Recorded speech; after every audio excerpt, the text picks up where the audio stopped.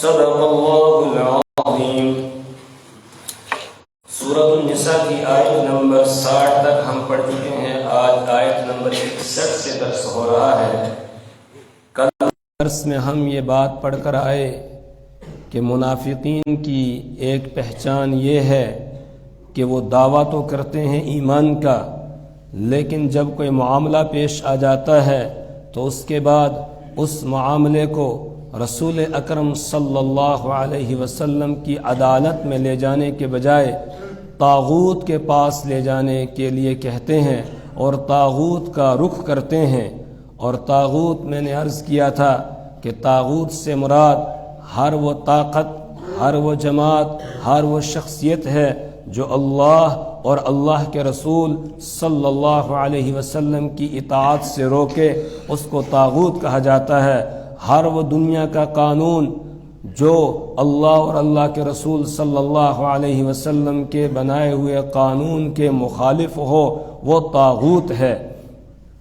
تو اس کے پاس وہ لے جاتے ہیں، اپنے معاملات کو دعویٰ کرتے ہیں ایمان کا، لیکن فیصلے کرواتے ہیں کسی اور سے۔ یہ مومن نہیں ہو سکتے ہیں، ایسے لوگ مومن نہیں ہیں۔ مومن وہ ہے کہ جو ہر ایک حکم پر کہے سمعنا و اطعنا، ہم نے سن لیا اور ہم نے مان لیا۔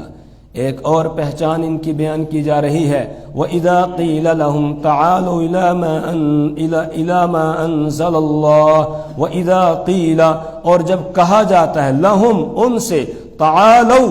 آ جاؤ، إِلَى مَا أَنزَلَ اللَّهُ، اس کی طرف جو اللہ نے اتارا ہے، یعنی اللہ کی کتاب کی طرف آ جاؤ، اللہ کی کتاب کے مطابق فیصلے کرواؤ، قرآن کے مطابق فیصلے کرواؤ، وَإِلَى الرَّسُولِ، اور رسول کی طرف آ جاؤ، رسول پاک صلی اللہ علیہ وسلم کے فرامین کے مطابق فیصلے کرواؤ، یعنی قرآن اور حدیث کے مطابق فیصلہ کرواؤ، قرآن اور حدیث کی اتباع کرو، آ جاؤ اس طرف۔ تو رأیت المنافقین، آپ منافقین کو دیکھیں گے، یصدون عنک صدودا، یصدون عنک، وہ اعراض کرتے ہیں آپ سے، صدوداً، اعراض کرنا، یعنی زبردست قسم کا اعراض کرتے ہیں، اس طرف کان ہی نہیں لگاتے ہیں، یہ بات سننے کی طرف مائل ہی نہیں ہوتے ہیں کہ ہم اللہ اور اللہ کے رسول سے اپنا فیصلہ کروائیں گے، اس طرف آنا نہیں چاہتے ہیں۔ یہ منافقوں کی پہچان بیان کی گئی تھی، لیکن افسوس آج میرا اور آپ کا بھی یہی حال ہے کہ جب ہمیں کہا جاتا ہے قرآن میں یہ ہے، حدیث میں ایسا آیا ہے، رسول پاک صلی اللہ علیہ وسلم نے ایسا فرمایا ہے، تو ہم اس کی طرف کان نہیں دھرتے ہیں، ہمیں وہی کرنا ہے جو ہم خود سمجھ رہے ہیں اور جو ہم نے کرنا ہے۔ مسلمانوں کو چاہیے وہ اپنے تمام معاملات کا حل قرآن و حدیث میں تلاش کریں، وہ علماء کی طرف جو قرآن اور حدیث کے ماہر ہیں ان کی طرف رجوع کریں، وہ شرعی قاضیوں کی طرف رجوع کریں، وہ مفتیان کرام کی طرف رجوع کریں اور وہاں اپنے مسائل کو حل کروائیں، لیکن بجائے اس کے ہم آج کی جو جھوٹی عدالتیں ہیں ان کی طرف دوڑتے ہیں، اور ان عدالتوں سے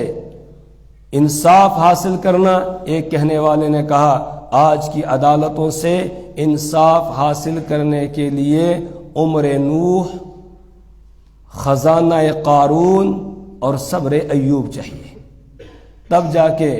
انصاف ملے گا، کہ ورنہ انصاف نہیں ملتا ہے۔ جوتیاں گھس جاتی ہیں چلتے چلتے، دونوں طرف سے،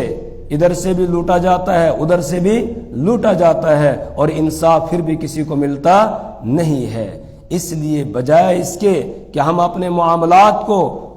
ان جگہوں میں لے جائیں، اس سے بہتر یہ ہے کہ ہمارے درمیان کوئی بھی معاملہ پیش آ جائے تو ہم قرآن اور حدیث میں اس کا حل تلاش کریں اور پھر اس کے مطابق ہم عمل کریں، اور ہمیں تسلیم ہونا چاہیے کہ جو مفتی قرآن اور حدیث کے مطابق بتا رہا ہے بس اس کے مطابق ہم عمل کریں، تب ہم مومن ہیں، ورنہ تو یہ منافق کی پہچان بیان کی گئی کہ وہ منافق ہے جو قرآن اور حدیث سے اعراض کرے گا، وہ مومن اور مسلمان نہیں ہو سکتا ہے۔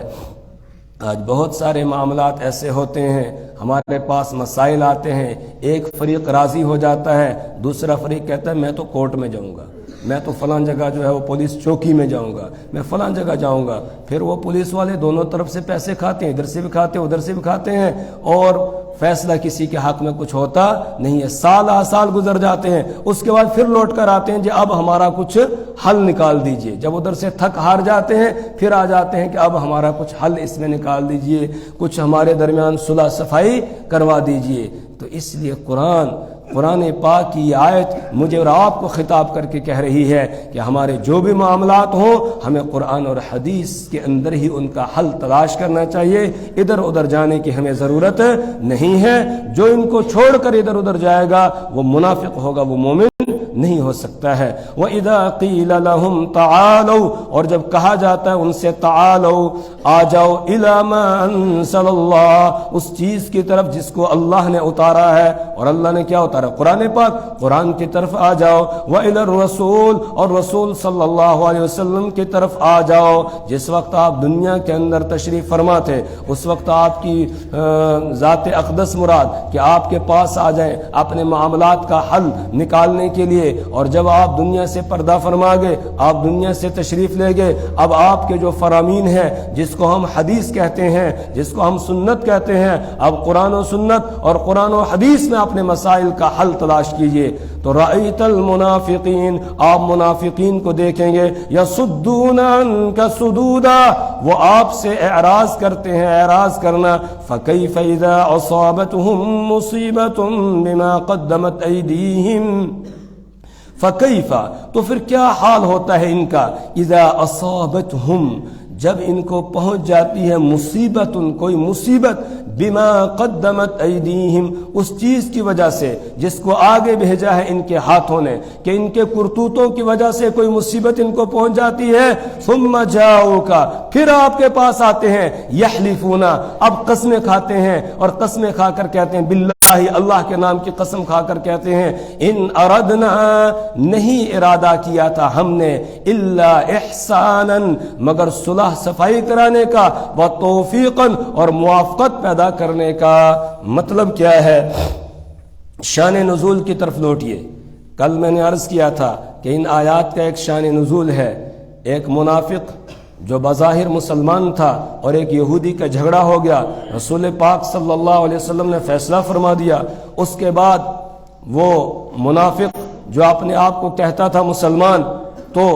اس نے دوسرے اپنے فریق سے یہ کہا کہ ہم ایسا کرتے ہیں، اس کا تلاش حضرت عمر رضی اللہ تعالیٰ کے پاس اس کا کوئی حل تلاش کرتے ہیں، وہاں چلتے ہیں، وہاں جا کے پھر سے اس معاملے کی تائید حاصل کرتے ہیں۔ تو وہ یہودی تیار ہو گیا، حضرت فاروق اعظم رضی اللہ تعالیٰ کے پاس آئے، ہم پڑھ چکے کل، پھر اس کا نتیجہ یہ ہوا، فاروق اعظم رضی اللہ تعالیٰ عنہ نے فرمایا کہ جس کو رسول پاک صلی اللہ علیہ وسلم کا فیصلہ قابل قبول نہ ہو، اس کے لیے عمر کا فیصلہ یہ ہے، اور اس کی گردن اڑا دی۔ جب اس کی گردن اڑا دی گئی، اس کے بعد اس کے جو حواری تھے، دوسرے منافقین، اس کے رشتہ دار، وہ رسول پاک صلی اللہ علیہ وسلم کے پاس آئے۔ اسی کو اس آیت میں بیان کیا گیا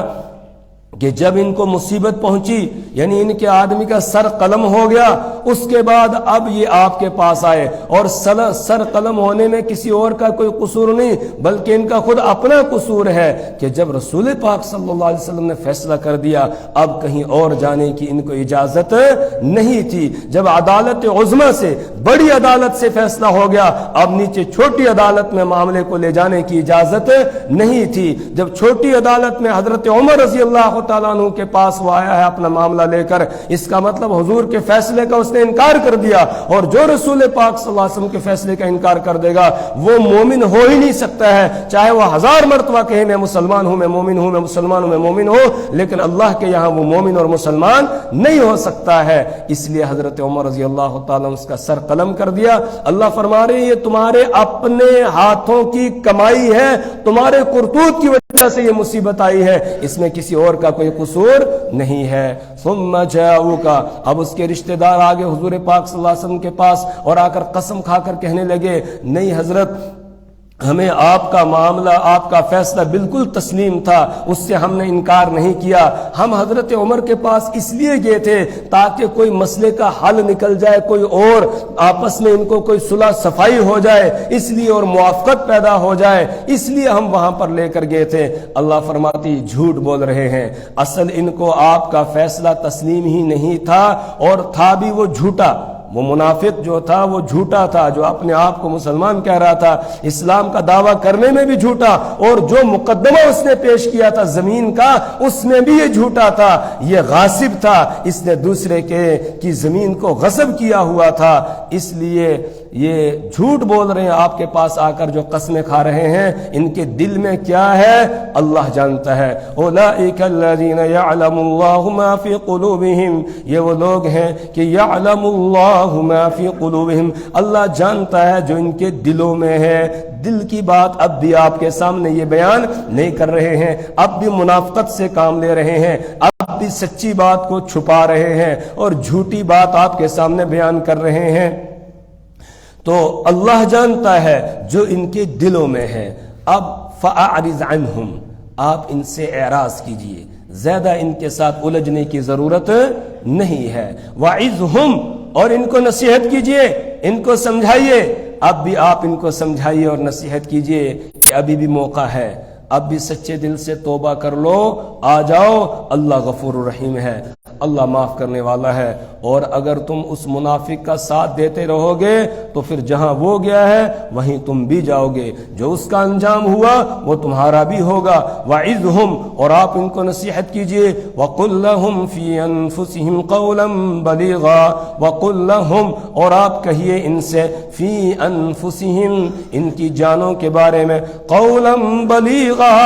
وہ بات کہ جو دلوں کی تہ تک اترنے والی ہو، پہنچنے والی ہو، ایسی بات کی کہیے، یعنی مؤثر انداز میں ان کو آپ نصیحت کیجئے۔ نصیحت کو آپ چھوڑیے نہیں، ان کو سمجھاتے رہیے اور نصیحت کیجئے۔ اب نصیحت کس بات کی کرنی ہے؟ اس میں سے ایک بات آگے آ رہی ہے کہ سب سے پہلے ان کو یہ نصیحت کیجئے کہ ابھی تک تم نے رسول کی بعثت کا مقصد ہی نہیں سمجھا۔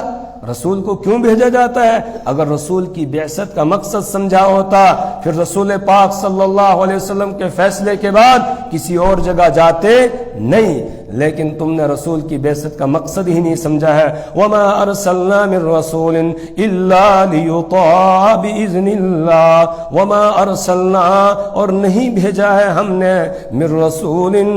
کوئی بھی رسول، الا، مگر اس لیے، ليطاع باذن اللہ، تاکہ رسول کی اطاعت کی جائے، اس کی فرما برداری کی جائے، اس کی بات مانی جائے، باذن اللہ، اللہ کے حکم سے۔ اللہ نے کہا ہے کہ میرے رسول کی اطاعت کرو، میرے رسول کی بات کو مانو، تو اللہ کے حکم سے رسول کی اطاعت کی جاتی ہے۔ اسی لیے رسول کو بھیجا جاتا ہے تاکہ لوگ رسول کی پیروی کریں، اس کی اطاعت کریں، پھر وہ کامیاب ہو جائیں، اس لیے رسول کو بھیجا جاتا ہے۔ لیکن انہوں نے رسول کی بعثت کا مقصد ہی نہیں سمجھا، اور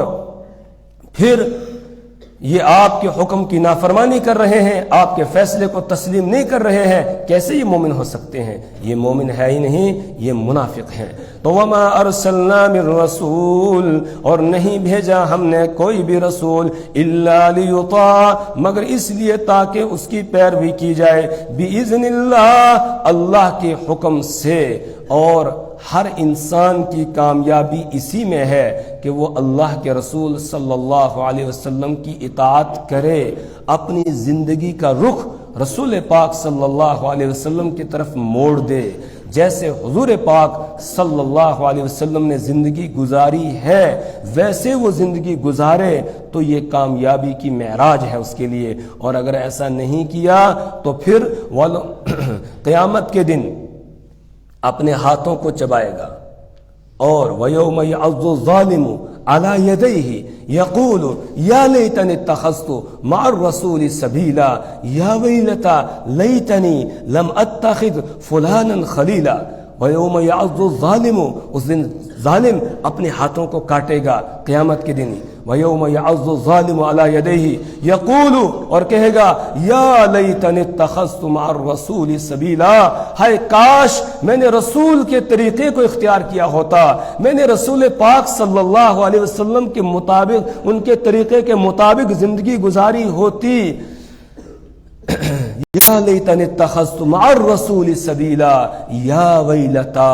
لیتنی لم اتخذ فلانا خلیلا، ہائے کاش میں نے فلاں کو اپنا دوست نہ بنایا ہوتا، فلاں بدماش یہودی اور عیسائی کے طریقے پر نہ چلا ہوتا، ان کو اپنی زندگی کے لیے آئیڈیل اور نمونہ نہ بنایا ہوتا، میں نے رسول پاک صلی اللہ علیہ وسلم کو نمونہ بنایا ہوتا. وہاں افسوس کرے گا، لیکن وہاں افسوس کرنا کچھ کام نہیں آئے گا. اپنے ہاتھوں کو کاٹے گا، وہاں ہاتھوں کا کاٹنا بھی کچھ کام نہیں آئے گا. آج اللہ نے ہمیں موقع دیا ہے، زندگی کے لمحات ہیں، نہیں معلوم ہے کس کی زندگی کا کتنا حصہ باقی رہ گیا ہے، کتنے منٹ، کتنے گھنٹے، کتنے دن، کتنے ہفتے، کتنے مہینے، کتنے سال باقی ہے، کوئی جانتا ہے؟ کوئی نہیں جانتا ہے. اس لیے ہمیں چاہیے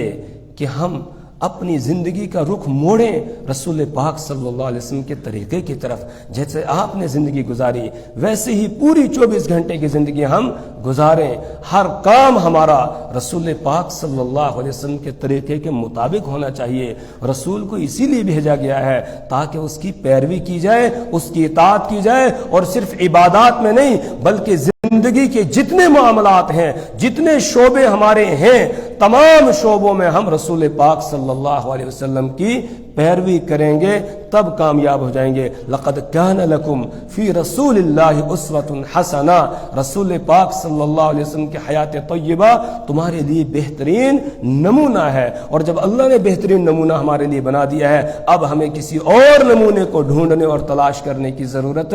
نہیں ہے. تو وما ارسلنا من رسول الا لیطاع باذن اللہ ولو انہم اذ ظلموا انفسهم جاءوک فاستغفروا اللہ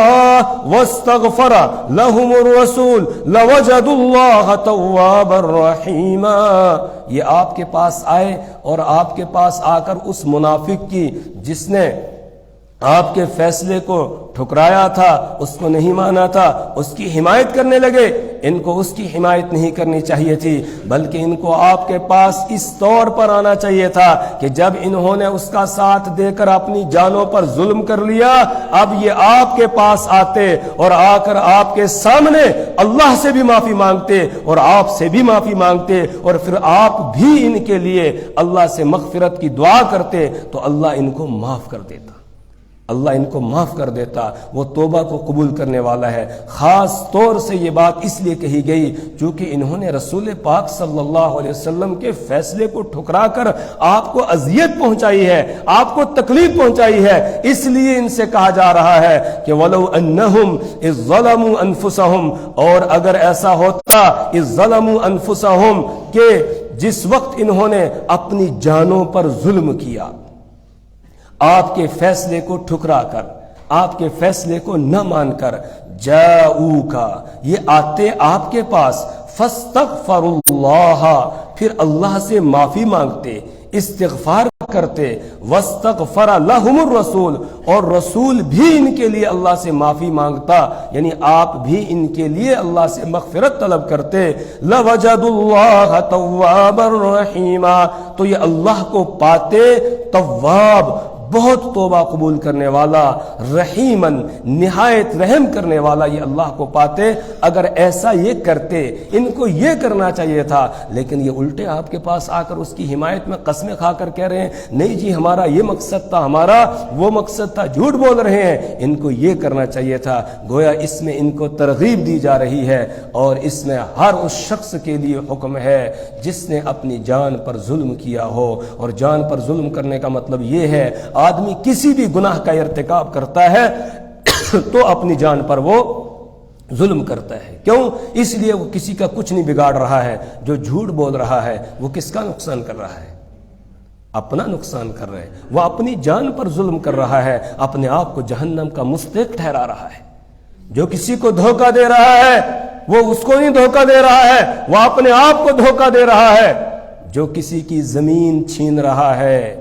کسی کا مکان چھین رہا ہے، کسی کا اور کوئی حق دبا رہا ہے، وہ اس پر ظلم نہیں کر رہا ہے، در حقیقت یہ ظلم اس کا اپنے اوپر ہے، اپنے لیے جہنم کے انگاروں کو اکٹھا کر رہا ہے، جہنم کے عذاب کو اپنے لیے جمع کر رہا ہے، یہ کسی پر ظلم نہیں کر رہا ہے۔ جو نماز نہیں پڑھ رہا ہے وہ اللہ کا کوئی نقصان نہیں کر رہا ہے، وہ اپنا نقصان کر رہا ہے۔ جو روزہ نہیں رکھ رہا ہے وہ اللہ کا کوئی نقصان نہیں کر رہا ہے، اپنا نقصان کر رہا ہے، اپنی جان پر ظلم کر رہا ہے۔ جو حج فرض ہونے کے باوجود حج ادا نہیں کر رہا ہے وہ اپنی جان پر ظلم کر رہا ہے۔ جو زکوٰۃ فرض ہونے کے باوجود زکوٰۃ ادا نہیں کر رہا ہے وہ کسی کا کوئی نقصان نہیں کر رہا ہے، وہ اپنا نقصان کر رہا ہے، اپنی جان پر ظلم کر رہا ہے۔ تو جو بھی آدمی کوئی گناہ کرے وہ ظالم ہے، اور سب سے بڑا ظلم کیا ہے؟ وہ ہے شرک۔ تو وَلَوْ أَنَّهُمْ إِذْ ظَلَمُوا، اور اگر ایسا ہوتا کہ اِذْ ظَلَمُوا، جس وقت انہوں نے ظلم کیا انفسہم، اپنی جانوں پر آپ کی نافرمانی کر کے، جاؤکا، آپ کے پاس آتے، فاستغفروا اللہ، پھر اللہ سے معافی مانگتے، واستغفر لهم الرسول، اور رسول صلی اللہ علیہ وسلم نے ان کے لیے معافی مانگتے، لوجدوا اللہ، یہ اللہ کو پاتے، توابا، بہت توبہ قبول کرنے والا، رحیما، نہایت رحم کرنے والا، یہ اللہ کو پاتے۔ حضرت مفتی شفیع صاحب رحمۃ اللہ علیہ کی تفسیر ہے معارف القرآن، اس میں انہوں نے نقل کیا ہے کہ آیت اگرچہ مخصوص واقع میں نازل ہوئی ہے لیکن حکم اس کا عام ہے کہ کسی سے بھی ظلم ہو جائے، یعنی کوئی آدمی کوئی گناہ کا ارتکاب کرے تو اسے چاہیے کہ وہ جب تک رسول پاک صلی اللہ علیہ وسلم موجود تھے دنیا میں، آپ کے پاس آ جائے اور آ کر اللہ سے معافی مانگے، پھر رسول پاک صلی اللہ علیہ وسلم بھی اس کے لیے معافی مانگے تو اللہ اس کو معاف کر دیتا ہے۔ اور اس کے بعد یہ بھی نقل کیا ہے، اب آپ دنیا میں نہیں رہے، اب حکم یہ ہے کہ اگر کسی کو اللہ توفیق دے دے اور اس کو روضہ اقدس پر حاضری کا موقع مل جائے تو جہاں وہ سلام پیش کرتا ہے وہیں پر وہ اپنے گناہوں سے بھی استغفار کرے، وہ توبہ کرے، اپنے گناہوں سے معافی مانگے، توبہ کرے، استغفار کرے، تو اللہ کی ذات سے امید ہے کہ جب رسول پاک صلی اللہ علیہ وسلم کے روضہ اقدس پر جا کر آپ کے سامنے کھڑے ہو کر وہ اللہ سے معافی مانگ رہا ہے، اللہ اس کو معاف کر دے گا، اللہ اس کی توبہ کو قبول کرے گا۔ اور تفسیر بحر محیط کے حوالے سے حضرت مفتی شفیع صاحب رحمۃ اللہ علیہ نے یہ بات نقل کی ہے کہ حضرت علی رضی اللہ تعالیٰ عنہ فرماتے ہیں کہ جب رسول پاک صلی اللہ علیہ وسلم کا وصال ہو گیا اور ہم نے آپ کو دفن کیا، تدفین ہو گئی آپ کی، اس کے تیسرے دن کی بات ہے کہ ایک دیہاتی شخص آیا اور آ کر آپ کے روضہ اقدس کے باہر زار و قطار رو رہا ہے اور یہ کہہ رہا ہے کہ یا رسول اللہ صلی اللہ علیہ وسلم، اللہ نے حکم دیا ہے کہ جب کسی سے کوئی گناہ کا ارتکاب ہو جائے، کوئی گناہ کا کام ہو جائے، وہ آپ کے پاس آ جائے اور آ کر